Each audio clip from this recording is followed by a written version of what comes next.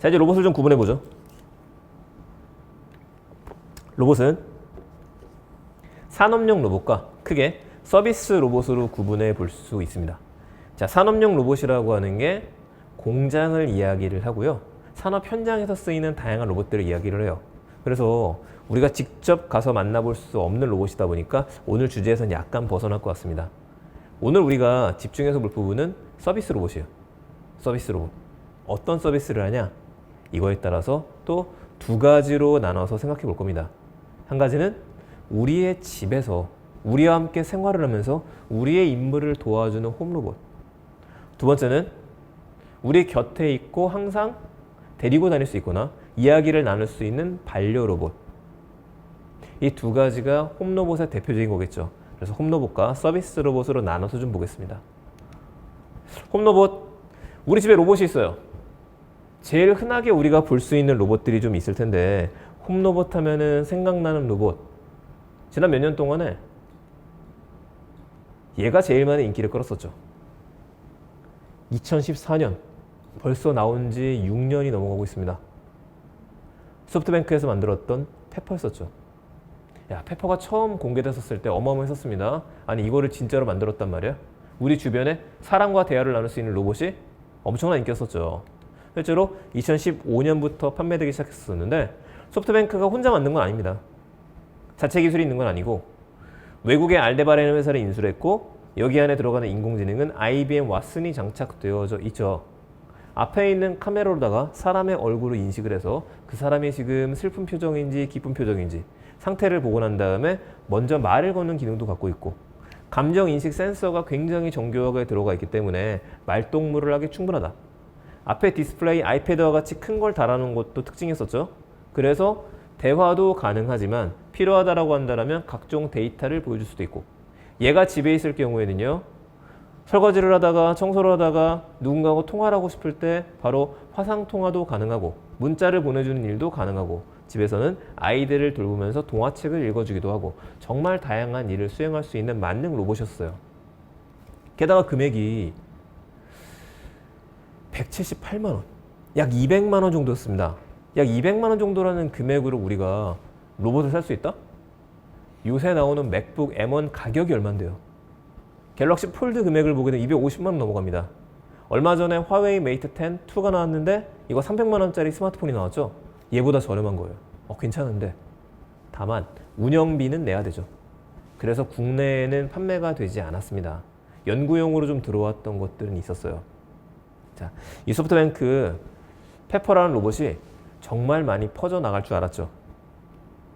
일본 여행에 자유로 왔을 때는요. 지금처럼 가 없었을 때에는 일본을 가게 되면은 자주 보는 모습들 중에 하나였었어요. 특히 네스카페와 같은 카페를 가면 볼 수 있고 호텔에 가게 되면 호텔 앞에서 볼 수도 있고요. 페퍼한테 다양한 옷을 입혀가지고 지금 승려 흉내를 내고 있는 건데 저렇게 하기도 하고 산타가 된 모습도 있죠.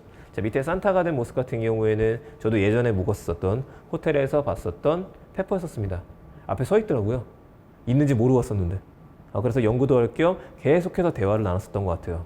물론 아직까지 페퍼는 영어를 못하고 일본어하고 영어를 하고 한국어는 전혀 못하죠. 그거로만 소통을 할 수 있긴 합니다. 동작도 자연스럽고 사진도 찍을 수 있다. 다만 가장 큰 단점은 걸어 다니는 게 아니라 굴러 다니죠. 이게 왜 단점인지는 좀 이따 얘기 드릴게요. 홈로봇은 정말 아쉽게도 확산되지 못했습니다. 제가 페퍼가 나오면서부터 일본에 있는 친구한테 가끔씩 물어봤었어요. 야, 페퍼라는 로봇이 나왔던데 너 안 사? 안 산대요. 주변에 산 친구들 있어? 없답니다. 이거 왜 안 사는 거 그렇게 좋은 거를?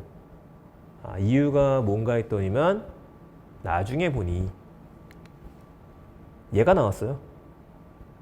비슷한 시기에 나왔죠. 인공지능 스피커. 페퍼와 같은 홈 로봇의 특징은 집에 집사 기능을 수행을 합니다.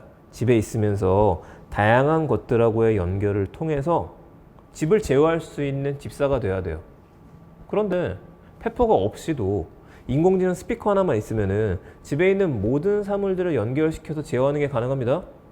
아까 전에 페퍼를 얘기했을 때 금액이 200만 원. 와. 그런데 아마존 스피커 같은 경우에 우리 인공지능 스피커 같은 경우에는요. 요즘에 한 5만 원이면 삽니다. 가격 차이가 확 나버리는 거죠.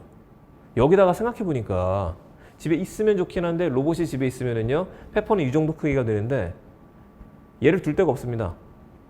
호텔 로비라든지 리셉션 데스크라든지 여기는 돌아다닐 수 있겠지만은 우리 집에서 얘가 돌아다닌다? 돌아다닐 공간을 만들어줘야 되죠. 게다가 걸어다니는 게 아니라 굴러다니죠. 층간소음 보다 현실적인 문제로 여기에 생각했었을 때 얘보다는 차라리 스피커 부분이 낫구나. 인공지능 스피커가 성공할 수 있었던 이유 중에 하나는 조용하게 한쪽 구석에 있을 수 있기 때문에 그래요. 아직까진 그래서 집사 역할을 하는 로봇을 우리 주변에 둔다? 조금은 시간이 남은 것 같습니다. 2020년도 CES에 하지만 집안용 로봇은 만들겠다는 의지는 사라지지 않아요. 작년 CES에서 뭐가 나왔느냐? 얘가 나왔었습니다. 이거 기억나시죠? 홈로봇이었었죠? 볼리. 삼성전자에서 볼리라고 하는 이름의 컴패니언 로봇이라고 이야기를 했었는데 이 로봇을 가지고 나왔었어요. 이 로봇의 특징은 주인을 따라다닐 수 있는 팔로잉 모드를 갖고 있죠. 강아지처럼 졸졸 따라다녀요. 아까 전에 크기를 얘기했었는데 페퍼나 이런 거에 비해서는 현저하게 작죠. 그러니까 영상이 공개가 됐었는데 컨셉 영상에 이런 것들이 나왔습니다. 주인이 자고 있으면 알람을 맞춰놨었으면 정확한 시간에 주인을 깨우기 위해서 커튼을 조종해서 커튼이 자동으로 열리게 만들고 불이 자동으로 켜지게 만들고 주인이 요가하고 있는 모습을 보여주게 되면 뒤에서 자세가 괜찮은지 사진을 찍어서 역시 삼성 TV죠. 세로랑 연결시켜서 영상을 송출해주기도 하고 주인이 집을 비웠을 때에는 강아지를 돌봐줄 수 있는 모드까지 들어가 있죠. 강아지를 위해서 TV를 틀어준다든지 아니면 혹시 어지러진 곳이 있다고 한다면 로봇 청소기를 불러와서 청소하게 만드는 거 여기까지 진화시키겠다라고 이야기했었습니다. 그렇다면 볼리는 지금 판매를 하느냐? 안 하죠. 2020년 당시만 해도 볼리를 판매할 수도 있고 금액이 얼마가 되느냐라는 질문에 냉장고 한 대 정도 될 것 같다 가격은. 그러니까 200만 원 정도 그 밑이라는 얘기했었어요. 아직은 없어서 아쉽긴 합니다만 2021년도엔 다른 모습으로 돌아왔죠. 지난달에 얘기 들었었던 2021년도 CES 여기서 삼성이 공개했었던 거는 핸디라는 이름의 로봇이었습니다. 자, 왼쪽 위에 있는 거는 핸디보다는 좀 작은 사이즈예요. 얘도 돌아다니면서 사람한테 말을 걸 수 있고 통신 같은 것들을 할 수 있게 만들어주는 거였고요. 그 옆에 있는 로봇 핸디라는 로봇은 손이 하나밖에 없죠. 근데 굉장히 귀엽게 안쪽에 디스플레이로 자기 얼굴을 표현할 수가 있습니다. 손이 있기 때문에 와인을 따르는 거라든지 아니면 그릇을 정리를 하는 거라든지 식기세척기를 돌린다라든지 어지러져 있는 이불 같은 것들 뭐 이상한 우리가 빨랫감 같은 것들을 치우는 것들 그런 역할들도 수행이 가능하게 만들었어요. 오래 걸릴 겁니다. 얘가 나오는 데는. 그런데 더 주목할 건 이거였었죠. 제트봇 AI. 제트봇이라는 인공지능이 공개가 됐었는데 이 제트봇은 왼쪽 위에 있는 모습처럼 로봇 청소기입니다. 로봇 청소기에 레이더 센서, 라이다 이런 것들을 달아놔서 얘가 돌아다니면서 공간을 실시간으로 분석해서 자기가 이해를 할 수 있습니다. 그럼 얘한테 냉장고 주변 좀 청소해줘 라고 이야기를 하면은 냉장고 주변에 지저분한 것들을 그것만 청소하고 오는 기능도 갖고 있고 강아지가 있죠. 강아지가 고양이를 쫓아다니다가 사고를 쳤어요. 밑에 굉장히 지저분한 것들이 떨어졌습니다. 그럼 그 공간을 인식하고 난 다음에 자기가 가서 직접 청소하는 기능들을 갖고 있는 거죠. 아까 볼리랑 비슷한데 좀 다르네요. 볼리는 로봇 청소기로 움직여서 걔가 와서 청소하게 만들었고 얘는 자기가 스스로 청소를 하러 가고 사실 이쪽이 더 괜찮은 모델이지 않을까 싶습니다. 그래서 이미 집에 많이 있는 로봇이 있는 거예요. 이 로봇이 바로 로봇 청소기죠. 말도 로봇 청소기잖아요. 로봇 청소기의 특징 굉장히 대단한 녀석들입니다. 얘네는요.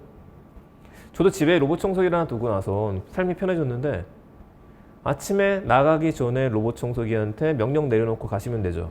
청소해놔.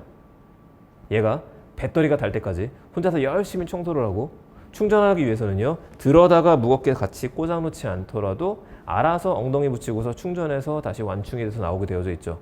이것도 대단한데 더 대단한 건 룸바와 같은 회사들이 갖고 있는 데이터입니다. 집에 데이터를 갖고 있어요. 자, 여기서 이제 이런 청소 로봇들의 뛰어남이 나오기 시작하는 거죠. 청소 로봇들한테는 필연적으로 데이터가 필요합니다. 혼자서 가서 부딪혀가지고 돌아오는 거, 이 단속 기능만 있다라고 한다면 한계가 있어요. 그런데 집을 청소하러 돌아다니면서 쓰레기가 많은 곳, 지저분한 곳들은 더 많이 가겠죠. 얘는 3D 매핑으로 집을 그릴 수가 있게 돼 있죠. 이 데이터가 쌓이면 어떻게 될까요?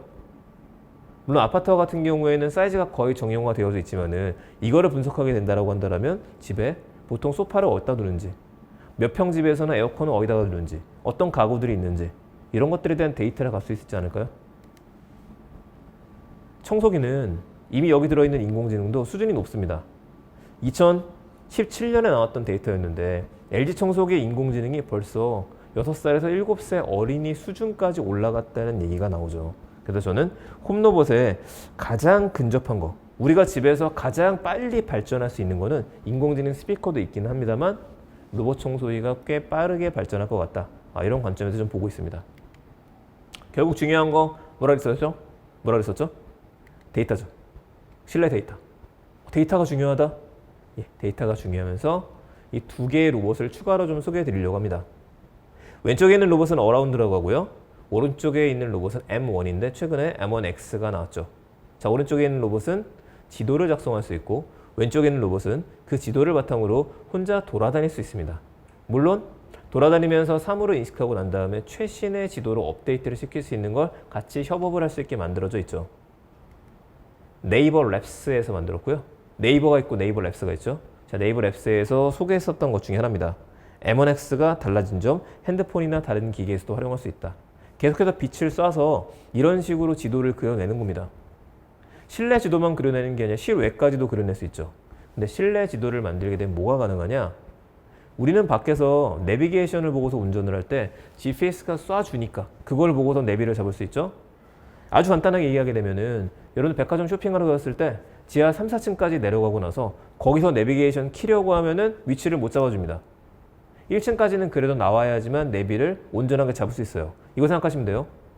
벽이 전파로 다 막혀져 있는데 이 막혀져 있는 벽 안에서, 건물 안에서 로봇들이 혼자 움직일 수 있으려면은 혼자서 카메라만 보고 사람을 피해가는 게 아니죠. 기본적으로 내장되어져 있는 지도를 바탕으로 해서 눈앞에 있는 센서로 사람들을 인식하게 되면서 사물과 장애물을 피해갈 수 있게 됩니다. 그래서 데이터가 정말 중요한 영역이 되죠. 자, 이 맵 데이터. 여러분들께서 신문에서 가끔 이런 내용이 나온다라고 한다면은 지금 이야기 들었던 것들과 관련된 내용이구나 라고 생각하시면 될 것 같아요. 첫 번째 이런 기사 올라왔잖아요. 네이버 랩스. 여의도와 마곡 고정밀 지도 추가 무상 공개했다는 내용들. 매핑 로컬라이제이션 챌린지를 개최했다는 얘기들. 매핑은 계속 중요해질 수밖에 없습니다. 집에 있는 로봇 청소기를 집 밖에 갖다 놓는다고 치면은요. 실외 주행 로봇이 되는 거고요. 여기에 바퀴를 더 크게 달아 사람이 탑승할 수 있게 된다고 한다면 그 자체가 자율주행차로 바뀌게 되기 때문이죠. 어라운드. 그러니까 네이버 랩스 사이트에 들어가서 꼭 한번 이런 로봇들이 있으니까 봐보셨으면 좋겠습니다. 자, 로봇이라면은 네이버의 로봇 얘를 빼놓을 수 없죠. CES에 첫 출진했었을 때 보여줬었던 로봇이었습니다. 이름은 앰비덱스라는 이름을 가진 로봇이었어요. 다리가 없고 팔이 있고 몸통이 있습니다. 그래서 없는 게 하나 더 있었죠. 바로 머리가 없었죠. 브레인리스 로봇이라고 이야기를 했었습니다. 아니 뇌가 없는데 그렇다면 어떻게 움직여요? 가운데 있는 게 아니라 5G를 통해서 클라우드에서 명령을 받아서 그 명령을 수행할 수 있도록 만들었었죠.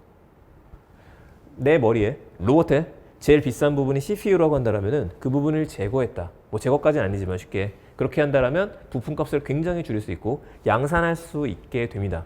대신에 이걸 잘 사용하기 위해서는 이런 로봇이 아니어도 되긴 하죠. 이걸 잘 사용하기 위해서는 클라우드 플랫폼을 이용을 해야겠죠. 네이버의 목표는 그거죠. 그래서 플랫폼. 멀티로봇 인텔리전스 시스템. 우리 걸 사용하게 되면은 수많은 로봇들을 연결된 상태에서 제어를 할 수 있게 되어져 있다. ARC라고도 얘기를 하는데요. 로봇의 두뇌가 클라우드로 옮겨졌을 때를 이야기합니다. 아까 보여드렸었던 소프트뱅크의 페퍼 같은 경우에도 클라우드 브레인을 갖고 있습니다. 무슨 말이냐면 우리 집에 있는 페퍼는 페퍼가 맞는데 우리 집의 페퍼는 또 아니에요. 사람하고 계속 대화를 하거나 축적된 것들을 서버로 보내고 나서 이 구름과 같이 모여져 있는 서버에서 실시간으로 업데이트가 되기 때문에 많은 사람들이 쓰면은 쓸수록 더 영리해지는 구조를 갖고 있습니다. 이게 클라우드라고 이야기를 하죠. 물론 여기서도 보안 문제를 생각할 수 있겠죠. 자, 이제 주방으로 한번 가보겠습니다. 집에 있는 공간 중에서 우리의 손이 제일 바쁜 곳 중에 하나, 주방. 도움을 필요로 하는 곳. 그래서 아까 전에 핸디라고 하는 로봇도 주방에 서 있는 모습이 자꾸 나왔었어요. 설거지까지 다 해줄 수는 없겠지만은 식기세척기에 넣어줄 수는 있다. 이거 썼죠. 주방. 이런 로봇이 있으면 어떨까요? 예, 찬장에서 알아서 여러분들이 오늘 저녁에 이것 좀 먹고 싶은데 버튼만 눌러놓으면 로봇이 내려와서 알아서 요리를 해서 주는 많은 사람들의 꿈 중에 하나가 아닐까 싶습니다. 이거는 삼성에서 컨셉으로 보여줬었죠. 물론 지금도 연구는 계속하고 있을 거고요. 그런데 삼성만 하지는 않죠. 이미 적극적으로 요리까지 할 수 있고 설거지까지 끝낼 수 있는 로봇들이 나와 있죠. 여기서 상용화까지 간 곳이 몰리 키친이라는 곳이죠. 자, 몰리 키친은 몰리 로보틱스에서 만들었는데 로봇팔뿐만 아니라 IoT 기반의 키친 전체를 판매를 합니다. 5,000개 이상의 요리도 가능하고 청소도 직접 가능하다. 이게 6년 동안에 연구했던 결과죠. 6년이면 2014년이니까 아까 페퍼가 나왔을 때랑 좀 비슷합니다. 자, 여기에는 수많은 셰프들의 요리 기술을 알고리즘으로 바꿔서 적용이 돼 있다 그래요. 문제는 역시 금액이죠. 33만 달러. 35,000만 원이라고 하는 엄청난 금액이기 때문에 이걸 쉽게 도입하는 곳들은 집은 적어도 없지 않을까. 부호가 아니라고 한다면 그 생각을 한번 해봅니다. 이것도 3천만 원대까지 내려가게 된다면 언젠가 우리가 사는 아파트에 빌트인이 되어져 있는 로봇팔을 만나게 될지도 모르겠습니다. 쉽게 보시기 위해서는요, 빕스에 가보시면 좋습니다. 빕스 일부 지점에는 이런 기계팔이 국수를 말아줘요. 얘는 국수를 말아줄 수 있는 로봇입니다. 여기에 특화되어 있어요. 이건 누가 만든 거냐? 우리나라 LG 로봇이 있죠. LG 로봇에서 만들어서 지금 상용화를 했고 몇 군데에 가면은 이거를 경험해 보실 수가 있습니다. 그래서 멀리 있는 얘기가 아니라 항상 우리 옆에 이런 것들은 이미 들어와져 있다. 아직 퍼져 있지만 않은 거죠. 자, 반려로봇이라는 분야로 가볼게요. 홈로봇과 반려로봇 둘 다 집에 있는 똑같지 않습니까? 아니에요. 확실한 차이가 있습니다. 홈로봇은 제가 방금 전에 청소로봇을 이야기했었죠. 주방에 있는 로봇을 이야기했습니다. 사실 최근에 관심을 받고 있는 로봇 중에 하나는 여러분들이 옷을 집어넣으면요 알아서 개주는 로봇들도 나오죠. 세탁기도 로봇이잖아요. 자, 이런 것들은 뭐라는 거죠? 우리를 도와주는 로봇입니다. 우리의 일손을 덜어주는데 특화되어 있는 로봇이에요. 그럼 반려로봇은요? 우리를 도와주지 않아요. 이 로봇은 오히려 우리가 도와줘야 됩니다. 그냥 우리 곁에 있는 거. 강아지를 생각하시면 돼요. 집에서 강아지를 키우게 되면 이 강아지가 일을 하나요? 안 하죠. 우리한테 사랑을 주죠. 오히려 집에 강아지가 있으면 좀 귀찮죠. 계속해서 치워줘야 되고 닦아줘야 되고 밥 먹여줘야 되고 어디 아픈 병원을 데려가야 되고. 이걸 반려라 그러죠. 봐보죠. 반려로봇. 제일 유명한 반려로봇은 그래서 우리의 친구는 역시 강아지다 라는 얘기에서 소니의 아이보를 빼놓을 수 없을 것 같아요. 자, 소니의 아이보가 나왔던 게 언제냐? 1999년 세기 말에 나왔었습니다. 이때 25만 원에 나왔었어요. 250만 원. 꽤 비싼 가격이긴 했는데 뭐 하나의 반려 로봇을 평생 같이 갈 친구를 둔다라고 하는 입장에서는 괜찮았었을 것 같습니다. 이때 당시에 로봇은 딱 봐도 로봇처럼 생긴 강아지였었죠. 그리고 2006년까지 이어지다가 단종을 시켰어요. 단종의 이유는 당연한 얘기겠지만 사업성이 없기 때문이었을 겁니다. 최초로 아이보를 구매하셨던 분들 같은 경우는 그렇다면 거의 10년 넘게 얘하고 생활했었던 거예요. 뭐든지 집에서 오래도록 보게 되고 우리가 이름을 붙여주게 되고 그러면 애착하게 됩니다. 소니의 아이보 로봇을 키우셨던 일본 분들 같은 경우에는 정말 자기의 강아지와 같았었다 그래요. 그런데 단종이 됐네요. 단종이라는 말은 사형 선고죠. 더 이상 부품이 교체가 안 된다는 얘기입니다. 사람으로 따지자면 심장에 문제가 생겼으면 수술을 받아야 되는데 얘네 모터에 문제가 생겼는데 못 바꾸는 거예요. 그러면은 버려질 수밖에 없겠죠. 자, 이것 때문에 아이보의 부품을 기증하는 일들도 벌어졌었고요. 심지어는 이런 일들도 벌어져서 뉴스에 여러 번 나왔었죠. 우리 집 강아지가 죽었어요. 영정사진이라든지 한꺼번에 모아놓고 나서 위령제를 지어내는 거라든지 이만큼 야, 일본이니까 역시 특이해. 이게 아니라 이만큼 어떤 동물을 그리고 어떤 기계라도 우리가 애착을 가지고 오랫동안 보게 된다면 생각할 수 있는 부분이라는 겁니다. 그리고 이 아이보가 돌아왔죠. 더 예뻐진 모습으로 돌아왔습니다. 자, 이게 로봇 아이보 99년. 이게 최근의 아이보죠. 완전히 달라졌죠. 이 아이보도 제가 일본에 가서 직접 좀 만나봤었는데 생각보다 훨씬 귀엽고 사람의 말도 잘 알아들어요. 이름을 부르면은요 뛰지는 못합니다. 뛰지는 못하고 엉금엉금 걸어오죠. 걸어오고 꼬리를 흔들기도 하고 주인의 기분에 맞춰서 하는 것들도 많이 들어가 있는 것 같아요. 금액은 2017년에서 18년 사이 출시가 됐는데 19만 8천 엔이다 보니까 아까 전에 보여드렸던 그 아이보랑 크게 차이가 나진 않습니다. 대신에 바뀐 건 있죠. 베이직 플랜이라고 하는 통신에 의무 가입을 해야 돼요. 일시불로 9만 원을 내기도 해야 되고. 물론 이제 이런 얘기를 예전에 드렸었을 때에는 우리 집 강아지도 그 정도보다 더 먹는다. 사료값이 얼만데? 라면서 그 정도는 낼 수 있다라는 분들도 계셨었습니다. 그래서 저도 해마다 이제는 국내에 출시하지 않았었을까? 라면서 많이 찾는 모델 중에 하나예요. 근데 안타깝게도 글로벌 판매가 미국 쪽엔 하고 일본에서는 당연히 판매를 하고 있기는 하지만 아직까지 한글 버전이 나오지도 않았고 이런 플랜 지원이 없기 때문에 구매해서는 안 되는 모델 중에 하나죠. 근데 이 사업을 접을 것 같지는 않습니다. 최근엔 카라멜 모양의 카라멜 3개 아이보들도 등장하기 시작했었고 할머니를 돌봐줘 라고 써있죠. 네, 이런 식으로 순찰 기능도 들어가 있고 지속적으로 업그레이드된 모델들이 나오고 있어요. 그러면 고양이는 어떨까요? 반려동물 하면은 역시 대명사는 고양이도 있죠. 고양이도 있습니다. 지난달 있었던 CES 2021에서는 국내 회사 매크로액트에서 마이캣이라고 하는 고양이 로봇을 보였었죠. 사람의 얼굴을 인식하고 감정을 인식할 수 있다. 근데 이건 찾아봤는데 아직까지 판매 날짜는 정해지지 않았어요. 그런데 판매하는 로봇도 있죠. 마스켓. 중국의 엘리펀트 로보틱스라는 곳을 만들었습니다. 코끼리가 아니라 고양이를 만들었죠. 자, 이 고양이는요. 걷기, 뛰기, 잠자기, 뻗기, 앉기 등이 가능하고 오타가 있네요. 고양이의 성격도 주인에 따라서 변화시킬 수 있다라 그래요. 우리가 보통 고양이를 집사라고 이야기를 하죠. 고양이 키우는 사람들을. 이거에 대한 특징을 넣어주기 위해서 만든 것 같습니다. 킥스타터에서 $649, 75만 원 정도에 판매가 됐었으니까 아이보랑 비교하게 되면 현저하게 저렴한 금액입니다. 그래서 이 영상을 보시면 좋은데 영상을 봐보게 되면 고양이처럼 행동을 해요. 이 뻗기라는 게 고양이 자세라고 이야기를 하죠. 예. 앞에 다리를 쭉 하고 엉덩이를 드는 모습, 그런 거를 보여준다라든지 앞에 얘랑 놀 수 있는 흔드는 것들이 있는데 고양이가 좋아할 수 있도록 이런 걸 하게 되면 따라다니는 거라든지 여러 가지가 있습니다만 아직까지는 굉장히 많이 어색합니다. 고양이는 날렵해야 되잖아요. 그렇지 않다라는 것들. 아이보란 이 로봇도 제가 정말 좋아하는 로봇이었었는데 나중에 국내가 들어와도 고민은 되겠다 싶었던 건 뭐였냐면은 천천히 걸어오는 것들, 그리고 걸을 때 소리가 나는 것들, 이런 걸 보게 되면은 강아지는 아니구나, 개구나, 그냥 강아지는 아니고 기계구나 라는 생각을 굉장히 하게 됐었죠.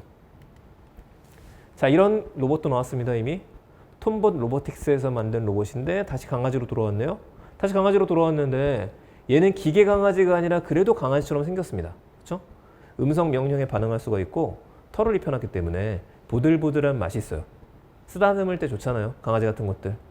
자, $399에 판매를 하고 있고 지금은 할인이고요. 할인 전에는 $500 정도의 금액입니다. 아예 반려 로봇을 굳이 고양이를 닮지 않게, 굳이 동물을 닮지 않게 새로운 걸 만들어낼 수도 있겠죠. 자, 이 로봇은 그루브 X라는 곳에서 만든 러봇입니다. 러브봇. 사랑을 전해드려요 라고 생각하시면 될 것 같아요. 특징으로는 체온이 있어요. 안으면 따뜻할 수 있게. 집에서 반려 로봇을 써라. 2개를 사면 할인해 주기도 하는데 현재는 35만 원 정도의 금액이고 월에 한 2에서 3만 원 정도의 금액을 내야 됩니다. 이것도 국내에서 제대로 팔고 있지는 않습니다. 예, 특징은 역시 다리가 걸어 다니는 게 아니라 굴러 다니는 형태로 되어 있어요. 자, 몇 개 더 봐보죠. 벡터. 제가 놓쳤던 상품 중에 하나입니다. 이거를 샀었어야 했는데 한참 좀 시간이 지나서 보는 바람에 못 봤어요. 이 벡터라고 하는 로봇은 안키라는 곳에서 만들었습니다. $249 정도니까 이때 당시엔 싸게 팔았었죠. 속에 알렉사와 응동이 되기 때문에 알렉사에서 하듯이 아침에 날씨를 물어보게 되면 날씨를 알려주는데 오른쪽 그림 봐보세요. 지금 눈에 비가 오는 것처럼 울고 있죠. 예, 눈의 센서로다가 사람하고 소통을 할 수 있고요. 사람한테 자연스럽게 얘기를 듣고 자기의 말을 하는 것보다도 기계처럼 들려주는 음성들을 해줘요. 차이가 큰 겁니다, 이것도. 아쉽게도 이제 안키라는 회사는 지금은 좀 문을 닫았기 때문에 이거를 더 구매하거나 AS는 기대할 수가 없는데 사보신 분들에 따르면은 굉장히 귀여운 친구다 라고 이야기를 하기도 합니다. 손바닥에 올려둘 수 있는 크기 정도. 그렇게 눈으로 움직이는 것도 중요한 게 아까 우리가 삼성의 핸디라는 로봇을 봤을 때에도 걔도 눈이 움직이게 만들었었죠. 예전 영화 중에 월2라고 하는 영화 있었죠. 네, 거기에는 로봇처럼 귀엽게 움직이는 것들, 사람하고 소통하는 것들, 눈으로 소통하는 것도 중요하다. 이 포인트를 잡은 걸로 보입니다. 서큘러스의 5라는 로봇도 있죠. 이거는 국내에서 만들었습니다. 국내에서 만들어도 현재 금액은 99만 원 정도에 올라와 있더라고요. 얘도 대화를 나눌 수 있고 간단하게 춤을 춘다라든지 그런 행동들을 할 수 있는 반려 로봇으로 포지션을 잡았죠. 자, 그래서 이 서큘러스가 원주시에 반려 로봇이라는 이름으로 해서 200대를 공급하는 것들이 나오고요. 반려 로봇이 뜨는 이유도 밑에 해설이 나와 있죠. 고령층. 블루라고 이야기를 하는데 집에 있으면서 점점 외로워지시는 분들, 이런 분들을 위해서 로봇이 하나의 분야를 잡은 것 같습니다. 제가 제일 주목하고 있는 로봇 중에 하나입니다. 리큐라고 하는 이름의 로봇인데 왠지 생긴 건 일본 스타일로 생겼는데 그렇지 않아요. 우리나라에서 토록이라는 곳에서 만들었고 이 로봇 역시도 어르신들 위주로다가 지금은 세팅돼서 나아가고 있습니다. 로봇 리쿠하게 배우는 카카오톡 이런 식의 나오져 있죠. 그럼 뭐냐? 자, 이젠 로봇의 형태를 벗어난 걸 좀 봐볼게요. 모플린이라고 하는 로봇입니다. 뱅가드 인더스트리에서 만들었는데 얘는 그냥 쓰다듬을 수만 있게 되어져 있죠. 얘는 그냥 키워야 돼요. 뭐랑 비슷하냐면은 여러분들이 쓰다듬으면 쓰다듬을수록 이거에 대해서 감정 표현도 할 수 있고 주인에 따라 성격이 변합니다. 다마고치하고 좀 비슷할 수 있는, 예전에 갖고 다녔었던 이거는 좀 비슷하고요. 역시 이 로봇도 소개해드렸었죠. 제일 저렴하게 지금 바로 구매하실 수 있는 로봇이라면 반려 로봇 중엔 얘가 좀 있죠. 푸티 큐보라고 하는 이름의 로봇인데 고양이처럼 생겼는데 몸통밖에 없다. 몸통이랑 꼬리밖에 없어서 쿠션 형태로 되어져 있고 살살 쓰다듬게 되면 꼬리를 살랑살랑 흔들어주는 녀석입니다. 현재 9,000엔 정도, 그러니까 8만 원 정도면 구매할 수 있도록 작년 말에 출시가 큰 사이즈가 됐죠. 작은 사이즈가 됐죠. 휴대할 수 있도록. 몫이 어린이의 정서 발달을 위한 로봇이고요. 얹어 놓으면은 애니메이션처럼 되어 있는 얼굴이 있기 때문에 계속 눈을 마주치면서 대화도 나눌 수 있고 뭔가를 가르쳐 준다라기보다도 커뮤니케이션에 초점을 맞춰 있는 로봇이에요. 이것도 100대 발명품에 들어갔기 때문에 시판을 하고 있는데 금액은 200만 원 가까이 됩니다. 예전에 나왔었던 지보를 비슷하게 만들었는데 지보는 안타깝게도 문을 닫았죠. 자, 그럼 뭐냐? 제가 그렇게 빨리 이야기 드렸던 이유. 홈로봇하고 반려 로봇들을 이야기 드렸었는데 예쁘기는 한데 야, 저건 나도 사고 싶은데? 라는 생각을 하셨을 수도 있을 것 같아요. 그런데 쉽게 지갑이 열리지는 않습니다. 이게 한 가지 문제죠. 첫 번째는 비싸요. 아직까지는 어쩔 수 없겠죠. 대중화가 되지 않았었기 때문에 많이 팔리는 게 아니기 때문에 비쌀 수밖에 없는데 대부분 100만 원이 넘어가는 금액이다 보니까 우리가 저거를 살 수 있는 이유가 많이 없습니다. 자, 두 번째는요. 집에 갖다 놔다고 가정했었을 때 계속해서 온전하게 얘하고 대화를 나누거나 얘하고 뭔가를 좀 하고 싶은데 그렇게 지능이 뛰어나지는 않습니다. 그러니까 초반에 몇 마디를 나누다가 나중에는 버려지게 되어져 있는 한쪽 구석을 차지하게 되는 일들이 벌어지는 거예요. 그러면 지속적인 구매 역시도 일어날 수 없게 되겠죠. 굉장히 많은 로봇들이 작년하고 재작년에 문을 닫았습니다. 이런 이유에서 벗어날 수가 없었겠죠.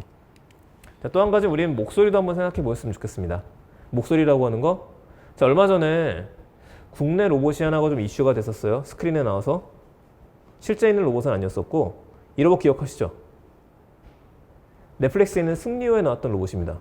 업동이라고 하는 이름의 로봇이었는데 굉장히 멋있게 생겼었어요. 인간형 로봇으로. 그런데 이 목소리 누가 했었었죠? 유해진 씨가 했었죠. 처음에는 굉장히 거슬리는 목소리였었어요. 아니, 생긴 거는 굉장히 사이버한 그냥 로봇인데 사람의 목소리를 그대로 했거든요. 이 목소리가 입혀지니까 이게 괜찮은가? 계속 보다 보니까 적응이 되긴 했었습니다만 아까 언캐니 밸리라는 걸 이야기했었던 대로 굉장히 언밸런스한 걸 느꼈었을 땐 안 좋아할 수도 있겠다. 집에 있는 반려 로봇이라고 한다면 그래서 갑자기 반려 로봇이라 너무 귀여워서 로봇 강아지를 쓰다듬었는데 머리 쓰다듬지 마세요 라고 진지한 목소리 얘기한다고 한다면 이상하잖아요. 이 부분에 있어서도 뭔가 해결책은 있어야겠죠. 반려 로봇은 그런데 앞으로도 계속 잘 나올 것 같긴 합니다. 블루라운 말 때문에 이슈가 있으면서 정부에서도 마찬가지고 이에 관련된 것들 관심이 고조되고 있기 때문에 그래요. 자, 그러면 실제로 사람들이 구매하게 되는 로봇은 뭐가 있느냐? 교육용 로봇이죠. 코딩봇이라고도 이야기를 합니다. 이미 국내 코딩봇 시장이 많이 성장을 했습니다. 지금도 여러분들이 코딩봇이라고 검색하시면은요, 아이들의 코딩을 도와줄 수 있는 로봇들은 꽤 많이 남아 있어요. 그리고 로봇들 중에 굉장히 많은 로봇들이 레고하고 호환이 될 수 있도록 만들었죠. 이건 천재적인 아이디어죠. 어차피 집에 레고가 남아 도는데 버리기는 좀 그렇고, 근데 이왕이면은 얘랑 연동시켜서 새로운 모델을 만들 수 있다라면 이거를 연구하고 나온 로봇들이 좀 많이 있어요. 이러니까 아예 레고 쪽에서 만들었었죠. 레고 부스터 시리즈. 이 로봇 하나로다가 4개의 로봇을 새로 또 조립할 수가 있죠. 로봇 형태의 로봇이라든지 아니면 로봇 고양이라든지 기타라든지 공장이라든지 최근에는 드래곤이랑 조립을 해서 드래곤이 걸어다닐 수 있게 만든 거라든지 그런 식의 코딩 로봇들을 만들고 좀 있으면 레고에서 이거 외에 시리즈를 2개 정도 더 내놓기로 되어져 있죠. 코딩 로봇은 교육이랑 묶여있기 때문에 앞으로 더 많이 성장할 것 같습니다. 자, 집 밖으로 좀 가볼게요. 집 밖의 로봇들. 집 밖에 있는 로봇들, 이런 로봇들이 있습니다. 서비스 로봇이라고 이야기를 하죠. 서비스 현장에서는 어떤 로봇들이 있느냐? 중국의 하이디라오를 빼놓을 수가 없죠. 중국에서 제일 유명한 하이디라오, 허거 전문점에서 로봇을 내놨다. 로봇 레스토랑을 차렸다. 라는 이야기가 나와서 저도 2018년에 이 소식을 듣고서 직접 가서 사진을 찍어 온 것들이 좀 있었습니다. 자, 이런 모습이었었어요. 로봇이 도입이 된 건 크게 2부분이었었는데 한 가지는 주방의 모습이었었죠. 얘네들이 직접 요리하는 건 아니고 미리 손질이 되어져 있는 거를 빼서 빠르게 상차림을 해주는 거였었습니다. 그렇다면 쟁반에 올라가 있는 걸 누군가는 가서 서빙을 해야 되는데 그래서 서빙 로봇들이 돌아다녔었죠. 이런 땅콩 로봇들이 몇 대가 돌아다니는 모습을 볼 수 있었어요. 직접 돌아다니지 않는다면 굳이 이런 로봇이 아니라도 됩니다. 이건 로봇티라고 하는 곳인데 허마신성이라고 해서 알리바바 계열에서 운영하는 전문점이죠. 자, 여기도 로봇 식당이 있습니다. 여기를 들어가 보게 되면은 테이블 사이를 로봇이 가는 게 아니라 아예 테이블을 설계할 때부터 레일을 깔아서 로봇이 자동으로 올 수 있게 만들었어요. 이 가운데 있는 애들이 돌아다니는 것도 로봇이라고 볼 수 있습니다. 그래서 주방장이 요리라고 난 다음에 요리를 집어넣고 뚜껑을 닫고 테이블 번호를 누르게 되면은 얘가 알아서 가서 그 테이블에 도착하는 형태로 되어져 있죠. 이 로봇은 어떤가요? 얘는 상해 호텔에 갔었을 때 봤었던 로봇이었었는데 혼자서 자율주행을 하는 거죠. 혼자서 실내에서 주행을 해서 어메니티를 갖다 줍니다. 제가 방에서 수건 갖다 주세요 라고 얘기하게 되면 밤에 얘가 올라오는 거예요. 제가 따라가 보니까 혼자서 엘리베이터를 타고 한 바퀴 돈 다음에 정해진 층수에서 내려서 방문 앞까지 갑니다. 방문 앞까지 가게 되면은 방문 안에 있는 사람한테 호출이 가겠죠? 그럼 문을 열고서 번호를 누르고 이 안에 들어있는 수건을 빼면 돼요. 자, 이런 모습들 일상에서 이제는 쉽게 보는 모습이 되어져 가는 거죠. 우리나라는요? 있죠, 우리나라도. 우리나라 집 밖에 벌써 많은 로봇들이 있습니다. 그 중에 하나, 로봇 팔을 많이 보였을 거예요. 몇 년 전부터 커피를 만들어주는 로봇들이 유명했었죠. 자, 비스커피라고 하는 곳들, 이 커피가 휴게소 몇 군데도 있고 서울에도 몇 군데 있습니다. 이 커피 시키게 되면 이 로봇팔이 혼자서 아메리카노를 만들어주거나 라떼를 만들어주거나 하는 역할들을 수행을 할 수가 있어요. 물론 아직까지 속도 면에서만큼은 자판기 커피가 훨씬 빠른 경우들도 있습니다. 하지만 속도는 점점 많아지고 있고 요즘에는 혼자 하는 게 아니라 협업하는 모습들을 보여주고 있죠. 무인화 시대가 계속화될수록 그로 인해서 사람들이 집 밖으로 안 나가는 일들도 벌어지다 보니까 달콤커피, 비트가 달콤커피 거다 보니까 여기서는 아예 올해 무인 로봇 매장을 늘리겠다라고도 이야기를 했어요. 그래서 앞으로 우리는 더 많이 볼 수 있을 것 같습니다. 얘의 경쟁 상대는 자판기가 되겠죠. 두 번째로는 치킨도 로봇이 튀기는 시대라 그래서 얼마 전에 이슈가 됐었습니다. 사람이 치킨 튀기는 법을 한번 배우고 나서 얘하고 시합을 한번 해보니까 로봇 치킨팔이 훨씬 빠르게 튀기더라. 앞으로는 치킨도 로봇이 튀깁니다. 라는 얘기가 나오는데 물론 그럴 수 있을 것 같습니다. 다만 이제 문제가 될 수 있는 거는 보편화되는 데까지 시간이 걸린다. 시간이 걸리는 이유 역시 돈이죠. 로봇 팔을 도입을 해서 몇 년 안에 인건비에 대한 것들을 상쇄시킬 수 있다고 하더라도 그 기간까지는 이 비용 자체가 비싸기 때문에 저렴해지지 않는 이상 양산되기는 힘들다. 일단은 그렇게 봐야겠죠. 이런 로봇들도 있죠. 삼성하고 LG에서도 끊임없이 매번 보여주는 모습들입니다. 서빙 로봇들은 예전부터 삼성봇, LG 클로이봇 2개 다 있었어요. 쓰이는 곳들도 몇 군데가 있는데 삼성봇보다도 오히려 클로이봇은 요즘에 좀 많이 만날 수 있게 됐죠. 이것 때문이죠. 배달의 민족. 배달의 민족도 배달뿐만 아니라 로보틱스 사업부에서 몇 년 전부터 굉장히 많은 것들을 테스트를 했었습니다. 자, 앞에 있는 로봇은 송파에 있는 메리고 키친에 가면 여러분들이 만날 수 있는 로봇인데 이거 외에도 지금 굉장히 많은 곳에 배달의 민족의 서빙 로봇들이 들어가져 있습니다. 이 로봇만 있는 게 아니라 메리고 키친에는 레일을 타고 도착하는 로봇도 2대가 돌아다녀요. 이거 많이 봤던 모습이네요. 아까 전 보여드렸었던 허마셴성에 있다라는 그 로봇이랑도 비슷한 거죠. 레일을 따라서 오게도 만들 수 있는 거니까요. 자, 그렇다면 다시 이야기 드리지만은 이런 로봇들을 도입을 하기 위해서는 환경이 바뀌어야 됩니다. 로봇만 갖다 놓는다고 되는 게 아니라 로봇이 돌아다닐 수 있도록 테이블 세팅을 새로 해야 되는 거죠. 어디까지 가야 되는지 위치를 정확히 알아야 되니까. 로봇은 그래서 한 대가 아니라 현재 5대 정도의 로봇을 돌리고 있어요. 그러니까 배달의 민족에서는 식당을 운영하시는 분들이 우리 식당에 로봇을 도입하고 싶습니다 라고 이야기를 하게 되면 어떤 로봇을 도입할지를 결정을 하고 몇 년 정도 도입할 건지 결정을 합니다. 그거에 따라 금액이 달라져요. 스마트폰이랑 똑같죠? 전국 8도에 200대를 돌파했었던 게 작년 10월 기준이었기 때문에 지금은 훨씬 더 많아졌을 것 같습니다. 그러니까 주변에 혹시 이런 로봇들을 보게 되면은 서빙 로봇이 앞으로도 많아지겠구나. 과연 그럼 이게 우리의 일자리를 뺏게 될까? 그건 잠시 후에 다시 한번 이야기해 볼게요. 밖에서 배달은 어떨까요? 배달 로봇들도 상당히 많이 나와져 있죠? CES에서 콘티넨탈이라는 곳에서 보였던 모습이었습니다. 이건 어떤 모습이었었냐면 컨셉이에요. 자, 배달을 해야 되는데 배달 트럭이 딱 와서 주차를 하면은요, 문이 열리면서 로봇 강아지들이 뛰쳐나옵니다. 등에다 택배를 메고 있죠. 얘가 집집마다 돌아다니면서 건물마다 돌아다니면서 배달을 하고 다시 돌아와서 탑승을 한다. 이런 미래가 언젠가는 올 것 같아요. 근데 이거 전에 이런 것들이 등장했죠. 배달의 민족에서 또 배달의 민족이네요. 실내에서 배달할 수 있는 로봇을 공개를 했었어요.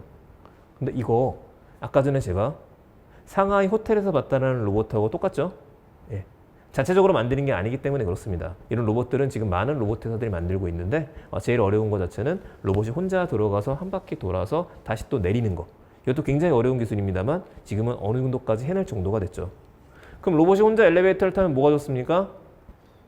배달의 민족에서 만드는 이유 중에 하나, 택배가 왔었을 때 아파트에 들어와서 거점까지만 딱 놓고 가는 거죠. 그 다음에 거기에 있는 분이 로봇에 다 넣어주게 되면은 얘가 혼자서 엘리베이터를 왔다 갔다 할 수 있게 되는 겁니다. 엘리베이터 타실 때 택배기사분들께서 고생 많이 하시잖아요. 근데 엘리베이터를 올라갔다가 내려오면서 그 시간도 굉장히 많이 소요가 되어져 있죠. 근데 그 시간 해결할 수 있다라면 좋을 것 같아요. 이게 실내에서 서빙하는 로봇들, 배달하는 로봇들이 늘어난다. 실외는요? 실외에는 얘가 돌아다닐 수 있겠네요.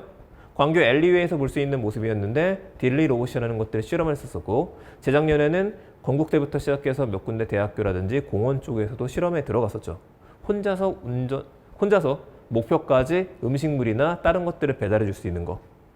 우리나라보다 해외도 더 많이 있습니다. 네, 이건 뉴로라는 곳이고요. 페덱스에서도 이런 로봇들을 만들었었고, 이거는 징둥닷컴, 중국도 배달이 한참이었었죠. 로보티즈에서는 얼마 전에 마곡 쪽에서 자율주행 로봇 음식 배달 서비스를 시행을 했었습니다. 자, 여기에는 음식이 들어갈 수도 있는데 다른 게 들어갈 수도 있어요.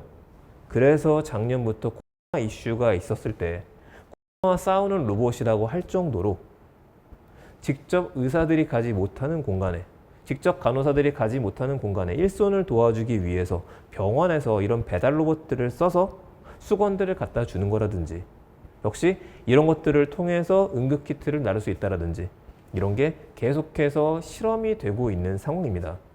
이 경험이 코로나가 끝나게 되면 굉장히 많이 쌓여져 있을 수 있게 되겠죠. 더군다나 지금 언택트라는 말이 어울릴 정도가 됐고 디지털 컨택트라는 말까지 이어지고 있는 지금에 가장 어울리는 형태로다가 로봇 산업이 발전하고 있죠. 자, 이게 그저께의 소식입니다. 호텔에서 딜리버리 로봇들이 도입되는 곳들이 늘어나고 있어요. 그래서 이왕이면은 호캉스라고 하죠. 여러분들끼리 코로나를 피해서 잠깐 우리 가족끼리 갈 수 있는 공간이 있다고 한다면은 이왕이면 로봇이 있는 공간을 경험해 보시는 것도 좋을 것 같습니다. 현대차에서 예를 내놨네요. 달이라고 하는 로봇을 내놨는데 앞으로 어떻게 성장할지는 모르겠어요. 근데 기본적으로 할 수 있는 건 고객 응대, 사진 촬영, 자율 이동이 있는데 한 가지를 더 했었습니다. 24시간 움직일 수 있다. 그 얘기는 혹시 차를 보러 오는 고객들이 밤에 사람이 없을 때 온다라고 한다면 무인 매장에서도 접대하고 응대할 수 있는 용도로 키우겠다라는 시도로 보입니다. 자, 웨어러블 로봇 이걸 얘기를 좀 마지막으로 하죠. 웨어러블. 우리가 입을 수 있는 로봇을 이야기를 합니다. 이제는 우리가 조종하는 로봇이나 혼자 돌아다니는 로봇이 아니에요. 우리가 입을 수 있는 거. 뭐가 있죠? 이게 있죠. 또 생각해 볼 수 있는 거. 자, 아이언맨과 같은 슈트가 있었으면 좋겠어요. 하지만 오래 걸리죠. 근데 얘는 가능하겠네요? 엣지 오브 투마로라는 영화에서 나왔었던 보병이 입었었던 슈트였습니다. 이것을 입게 되면은 힘이 더 세지게 되는 거죠. 이걸 입고 외계인과 싸운다. 외계인하고 싸우지는 않지만 이미 군사적인 목적에서는 엑소스켈레톤이라고 하는 장비부터 시작해서 꽤 많은 것들이 나와 있는 형태이기도 하죠. 우리가 몸에 입어서 우리를 강화시키는 거. 언제부터 나왔었냐? 역사적으로는 1965년으로 거슬러 갑니다. 하디맨이라고 하는 게 나왔었는데 GE의 공장에 쓰이기도 했었다 그러죠. 이걸 입으면 노동자분들의 근력이 강해진다. 너무 무거운 형태가 아니라 이것도 가능하겠네요. 그러면 어깨 부분만 보호를 해보자. 엑소베스트. 가슴 부분에 찼었을 때 계속 위를 보고서 일을 해야 되니까 어깨가 힘든 거를 보호할 수 있도록 포드에서 2017년에 도입을 했었고 2018년에 전 세계 공장에 보급을 했었다라고 되어 있죠. 자, 사이버다인이라는 회사 역시도 유명합니다. 이거는 일본에 있는 회사인데 딱 봐도 입는 거죠. 다리 부분입니다. 보행이 어려우신 분들, 노약자분들, 일본은 게다가 초고령화 사회잖아요. 네, 그런 분들이 이거를 입고서 보호를 받을 수 있다라고 한다면, 도움을 받을 수 있다라고 한다면, 여기에 관건은 보험 문제였었는데 일본에선 보험 문제가 해결이 됐고 지금은 유럽에서도 승인을 받았고 미국 역시도 승인을 받은 형태가 됐죠. 어쩌면 앞으로 곧 다가오는 미래에 우리의 보험 품목 중에는 이렇게 기계의 도움을 받는 것들이 하나의 섹션으로 들어가게 될지도 모르겠습니다.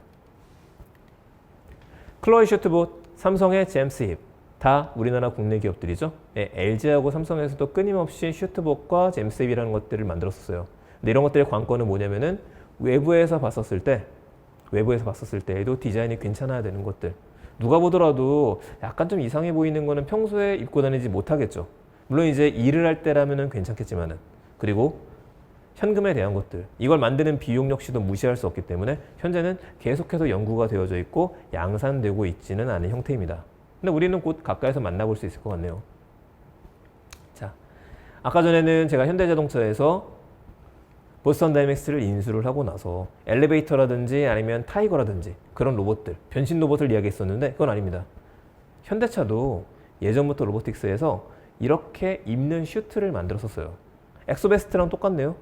공장 쪽에 적용이 되어져 있고 저거를 입고 나서 역시 위에 수리를 하거나 이럴 경우에는 사람의 노동을 덜어줄 수 있다. 자, 그래서 어떻게 될 것이냐? 결론을 좀 내려봐야겠죠? 2021년에도 여전한 질문 중에 하나입니다. 로봇은 인간의 일자리를 빼앗게 될까? 로봇의 일자리를 우리가 빼앗기게 될까? 그렇진 않을 겁니다. 계속 나오는 얘기 중에 하나가 우리는 그 얘기를 하고 있죠. 로봇이 인간을 대체하면 안 된다라는 이야기를 해요. 하이디라우 같은 경우에도 그렇고 우리나라에 있는 식당들 같은 경우에도 그렇고 로봇을 도입한다 그래서 당장 사람의 일자리가 줄어들지는 않습니다. 대신에 효율적으로 바뀌게 되죠. 이건 인공지능도 마찬가지예요. 로봇이 혼자 서빙을 할 수 있다? 사람이 서빙하지 않는다? 아니죠. 같이 서빙을 합니다.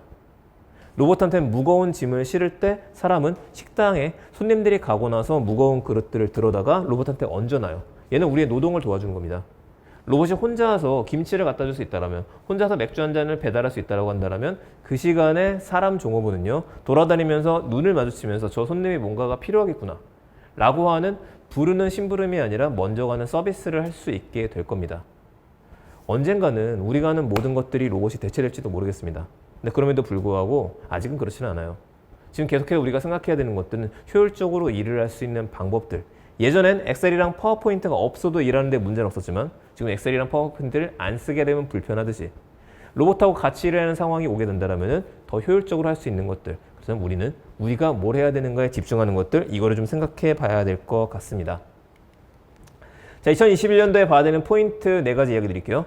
첫 번째, 그래서 반려 로봇의 관심과 성장은 계속될 것 같습니다. 반려 로봇 시장이 계속 정체가 되어져 있는 부분이 있었어요. 비싼데 사람들이 사놓고 나서 잘 안 쓰게 되니까. 그런데 지금은 집에 있으니까 우울하거든요. 그렇다고 해서 나 혼자 우울하다고 갑자기 반려동물을 키울 수는 없습니다. 근데 반려 로봇이라면 우리나라 초고령화 사회로 접어들고 있다 보니까 집에서 우울하신 분들을 위해서 말벗이 필요한데 이런 로봇들이 말벗이 될 수 있다면 이미 우수한 해외 사례들이 나와 있기 때문에 국내에서도 조금씩 투입이 되어져 가고 있는 거죠. 그중 하나로다가 리쿠나 파이버와 같은 것들을 봤어요. 자, 두 번째, 현대차 보스턴 다이믹스. 스팟이라고 하는 사족 보행 로봇, 국내에서도 더 많이 보게 될 것 같습니다. 지금이야 현대자동차 입장에서도 전기차에 대한 것들, 수소차에 대한 것들도 정신이 없지만 이 한 텀이 지나가게 된다라고 한다면은 협업하는 모습이라든지 고민했던 것들을 미국이 아니라 우리나라 국내에서도 볼 수 있겠죠. 세 번째, 실내 배달 로봇의 확산. 이거 역시도 마찬가지입니다. 지금 끝나긴 하겠지만 그럼에도 불구하고 밖으로 나가는 것들이 꺼려지는 경우가 있고, 그리고 고층 건물에서 일하시는 분들 같은 경우에도 식사를 같이 하는 경우가 아니라 도시락을 배달시켜서 드시는 분들, 김밥을 주문해서 드시는 분들 점점 늘어나고 있습니다.